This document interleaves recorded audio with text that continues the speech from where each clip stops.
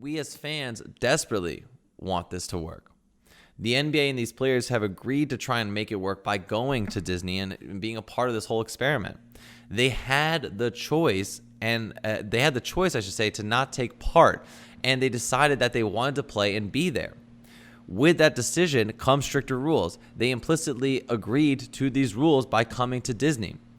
I, as a fan, really want to be able to watch basketball games, and for the NBA to use this model to prove that we can have professional sports games without endangering fans and through that other players and around them.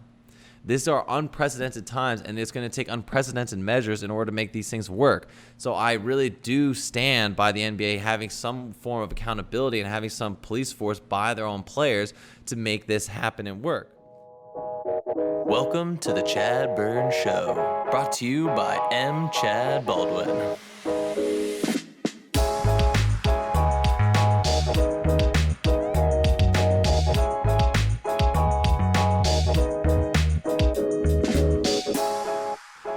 Welcome to the ChadBurn Show. I am your host, M. ChadBurn, and we welcome you to another episode of the ChadBurn Show, episode 42. It is another beautiful week.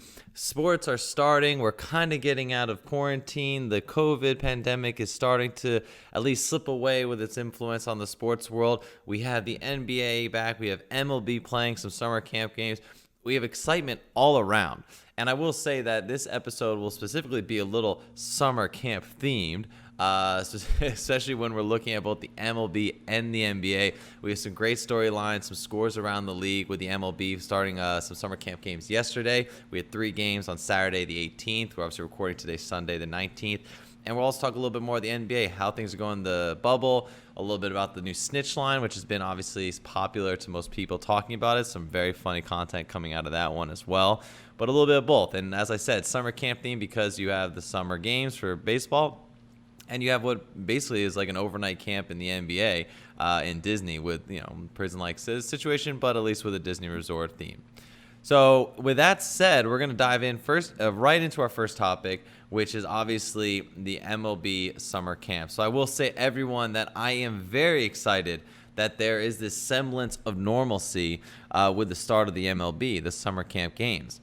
Yesterday, as I mentioned, we had our 3 first games that were started between the Yankees and Mets, the Phillies and the Nationals, and the Cleveland Indians versus the Pittsburgh Pirates. Now, this, of course, is not summer camp in the sense of overnight camp where we make birdwood carvings and you're getting your first kiss from Sally, who lived, a few towns over. This is actual MLB baseball summer camp games. It's happening.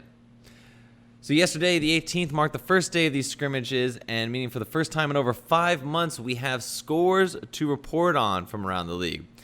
With all the excitement having baseball back, I wanted to make sure we dedicate some time going through these first 3 games and kind of some of the highlights as well as where we stand with these first 6 teams that we're seeing. So first up, we're the Indians and the Pirates, who met at the PNC Bank Park at Pittsburgh and held a relatively quiet game till the 5th inning, with Plesac on the mound for the Indians and Musgrove for the Pirates. Musgrove would only make it through 3 innings, leaving it to a committee of pitchers headed by Broughton Cole, but no scores were recorded till the bottom of the 5th, where Heredia would drive in 2 runs on a shallow hit to center, but in the end, it would be the Indians, leaving Pittsburgh with a win 5-3 after some skillful play from Royal, Freeman, and Chang. Next, we look to Washington, D.C., where the attitude of the do-nothing government kind of flowed into the game of the Washington Nationals. Scherzer would take the mound for the Nationals, but would also end up taking a beating after giving up 7 runs in just 2 innings. Gregorius and Harper would both go yard off Scherzer in the first and second, and the game was done after that. Aaron Nola, surprisingly for the Phillies, took the mound and actually did a good job, going through 5 scoreless innings and giving up just 1 hit and a walk, dismissing 4 batters on strikes. I know from the Phillies' perspective, Nola is always a bit of a wild card. We know the talent is there. Can he be consistent? So these are some early signs that Nola at least has some control in his game. It was nice to see, again, especially the Nationals team, that he was able to kind of pitch through that with some consistency. So maybe some better signs for the rest of the season. I think Phillies fans can stay hopeful with that one. Nationals would in the end muster some runs in the 6th and 9th, but the show was already done at that point. Finally, we turn to another team close to my heart, my dad's favorite team. We turn to the Bronx Bombers themselves as they took on the cross-city rivals all the way in Flushing Meadows, Queens, the New York Mets. It may just be summer camp, but the Mets are definitely not enjoying any s'mores around the campfire in this one. After taking a 3-0 lead in the fourth, it looked all Yankees until the Mets made a respectable comeback in the fifth after Alonso hit a single to center to bring the score within one. However, that would not be enough after a hitting clinic in the ninth by the Yankees to take a 9-2 lead. In the end, the Yankees are again looking solid on offense with the likes of Torres, Frazier, and Andujar. The young goods should once again set up a nice short season for the Yankees. I will say the offense looks great. Clint Frazier, again, homering and having himself a game. I think Andujar looks excellent. Torres, again. The infield is going to be solid. The pitching is, again, the Yankees are not going to be worried too much about as long as they get this offensive production. But to hold the other team to 2 was nice to see. I do believe that the Yankees lineup, again, is going to be deadly, brutal. I mean, they didn't even have all the starters in the lineup in this one, and they were still able to knock off 9 runs. So I think, the fact of the depth the Yankees have, the fact of the ability that they can rest players consistently, especially in the infield, they can switch between a shortstop and second base, like Torres and Duar. I really have a lot of faith for them. So I think the Yankees are looking solid. And again, the Mets, it might be another... Even though it's a short season, let's say it's going to be a long, short season for the Mets here, for sure. However, I will say while summer camp is underway and you would think everyone is excited about baseball and would just focus on the games at hand, there are still somehow people bringing in politics to the game on subjects that should never even be political. In yesterday's matchup with the Yankees and the Mets, Clint Frazier decided he would be more comfortable wearing a face mask while at bat. It is his choice and honestly a very safe and smart move. Of course, these players are being tested and monitored more than the average person off the street, but there are still risks, and players close to Frazier, like DJ LeMahieu, who was tested positive for the COVID-19, he's a teammate of Frazier, so there should be maybe some apprehension of Frazier to be out there with other players around him who could also possibly be positive with the disease. You don't know. It really has a far-reaching effect. So here is Clint Frazier exercising his right to safety and health, and wouldn't you know, some fans actually had a problem. It's reported that Frazier received some hate from fans who called him a sheep for wearing the mask. A sheep. So the one thing that all health officials can agree on that will slow the spread of COVID and allow us to hold these wonderful games of baseball, basketball, and football. Again, major pro leagues could be back from this. People are deciding that wearing a mask, that even though it could help them get past the doldrums of this quarantine, could give them some entertainment, could have some sports on TV, they're still having a problem with players wearing masks. If idiots are allowed to walk around our country exercising their freedom to not wear a mask, why is it a problem for Frazier to exercise his right to wear one? Also, if the science backs up wearing a mask and the health community agrees that you should wear a mask, and there's actually only one person out there who says you shouldn't wear a mask, Trump, who refuses to wear a mask and is riling up his base to not wear one so he can get cheap political points, and he can be the, excuse my humor here, he wants to be the black sheep of the bunch, wouldn't that make those that listen to him and not wear a mask rather than the community and everyone that approves of it and has proven it by science and fact, the sheeps? Since they are the only ones listening to Trump and basing their decisions off Trump and not the research science, they would in fact be a sheep to a personality cult that is Trump and is the president of the United States. So really, they're the ones following a cult leader in this sense because they're not listening to fact or science or basing off anything. They're just listening to what one person that they like is saying. So they're the sheep, not the players. Let's just be clear on that one. But besides name calling and everything, let's just get back to the whole point that it'd be great if they could just all agree and just stay the hell out of this. But let's really look back at that sweet, delicious irony. Why do masks anyways need to be political? Huh? Sheep or no sheep? Why does that have to be political? Why only in the United States could something considered common knowledge across the world be a partisan issue? It's amazing, but I would prefer it didn't flow into my sports. Keep mass debate out of it and just let the players be.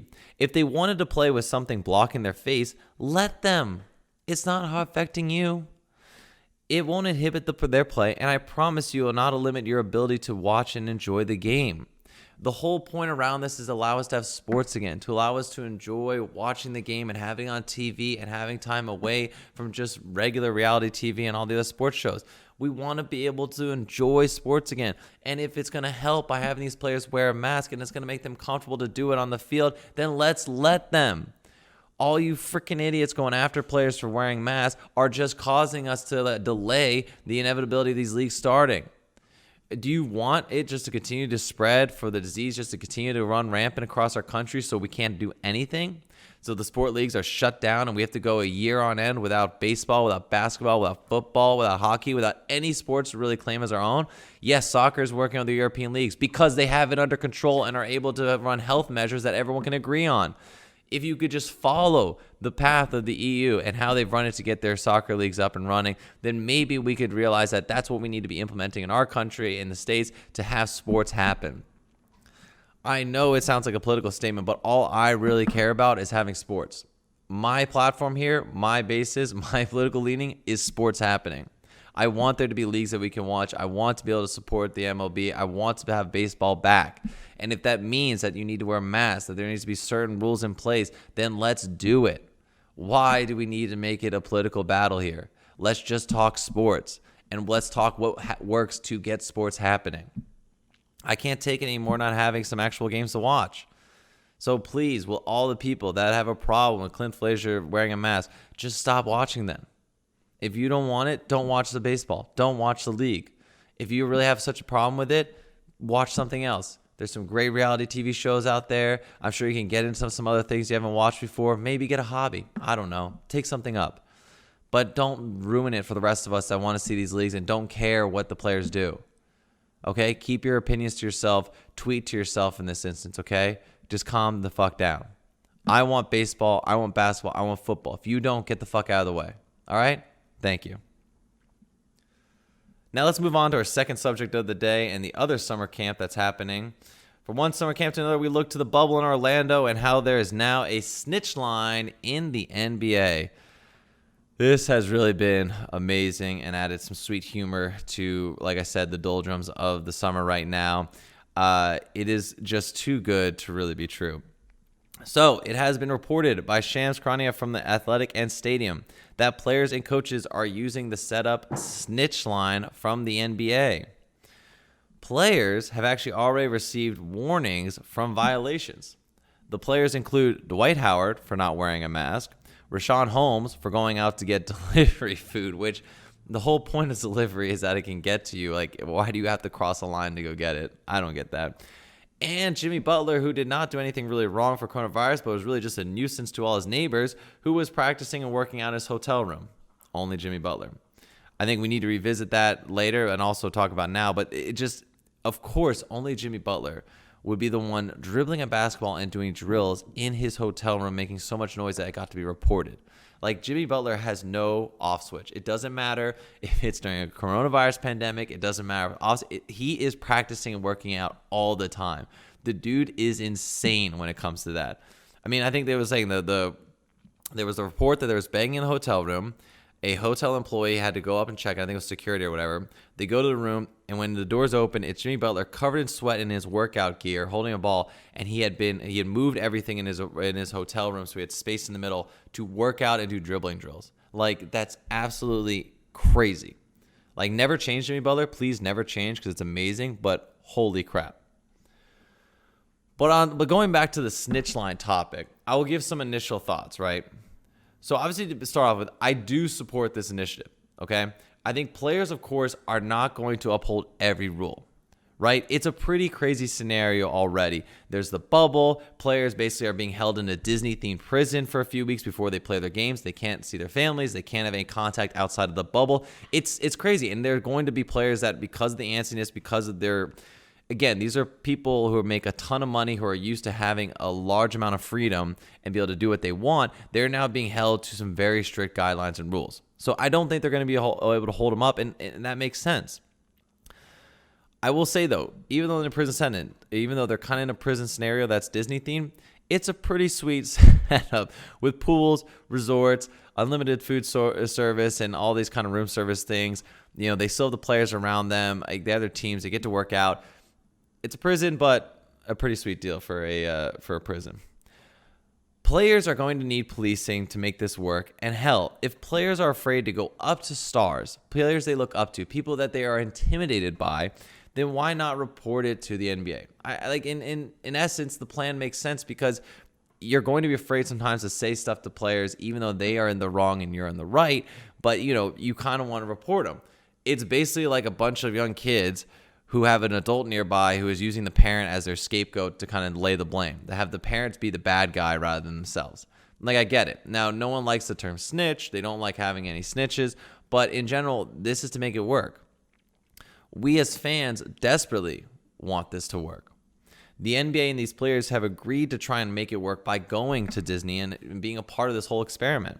They had the choice, I should say, to not take part. And they decided that they wanted to play and be there. With that decision come stricter rules. They implicitly agreed to these rules by coming to Disney.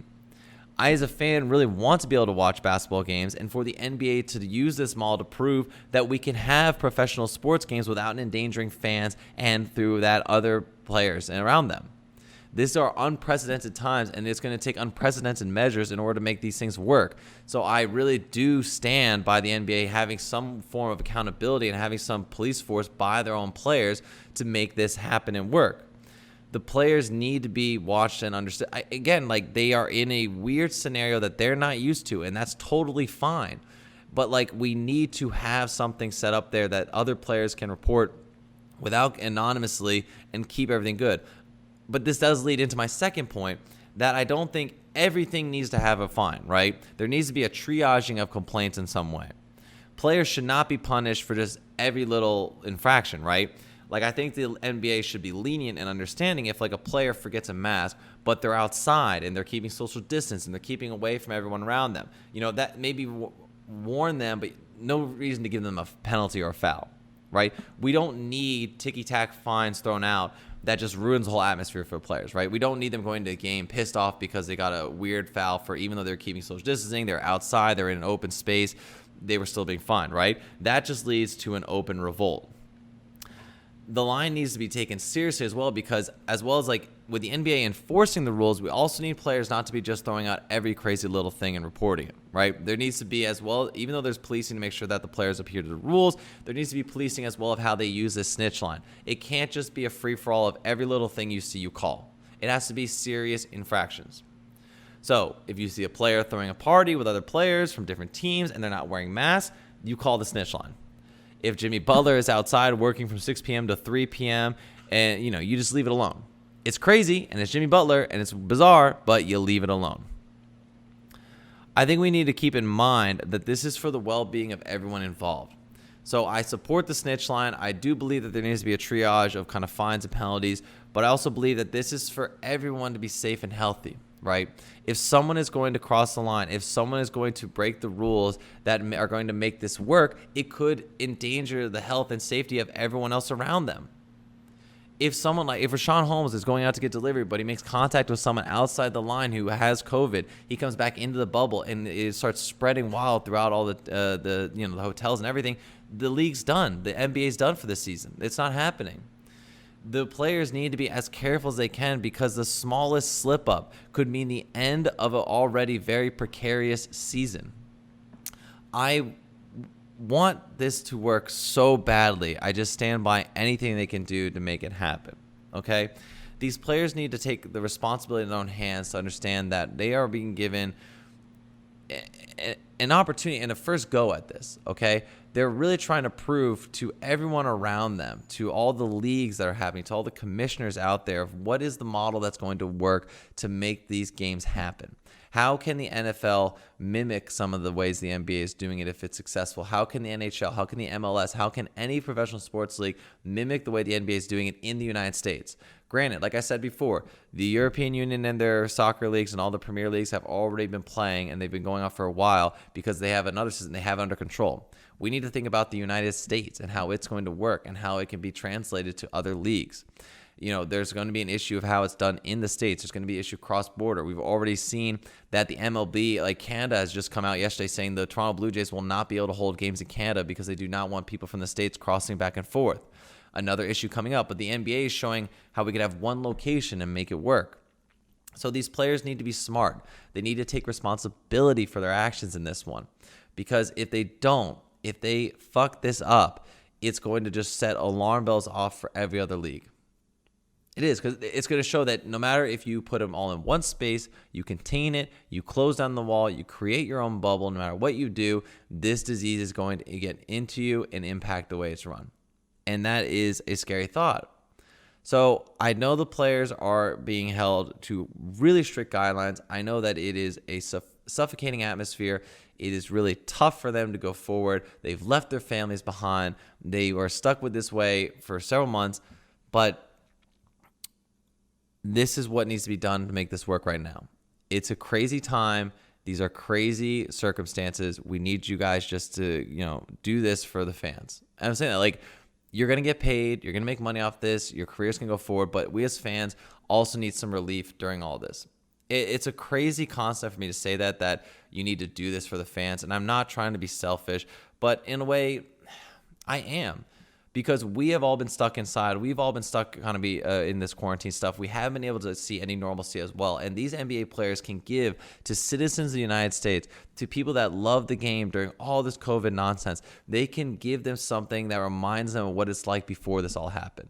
They can give them a time to sit at home around the TV with a beer, to watch their favorite team and to watch the games happen. It's something that can bring people together, community together, and help during such trying times. Sports has that impact on people. It can help with the mental health. It can help with them coping with all this around them.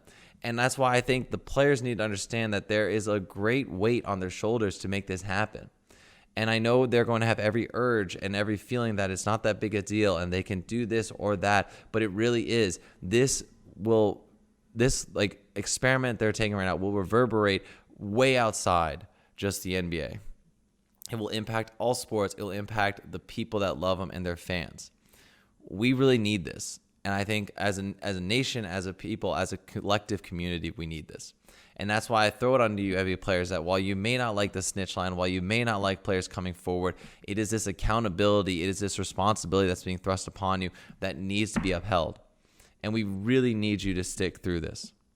If you guys can just stick through this for a few months and give it for us, I guarantee your fans will have your back and support you for a long time. You will build up so much equity in love, support, and passion that you will get it. It's a tenfold return on this. You go in, it's going to be tough, but at the end, when it all is said and done, you will have so much respect and earn so much admiration from a country that's desperate for this right now. I'm not saying it's a hero situation, but we really do need these people. It's crazy, but like the NBA is gonna be the first. I mean, like the MLB is starting up, and the MLB has their own framework, and the NBA started, but the NBA was cut in half, and it has a huge fan base in the country. And so I really do believe that they can stick by these rules, that they can really make this happen. That there's great stuff down the line that will come from this. And also, hopefully, give the hope to the fans out there that the NFL can happen, that there are leagues that can happen, that the NBA could come back next year even if there's a second wave of COVID. So I have hope. I have faith.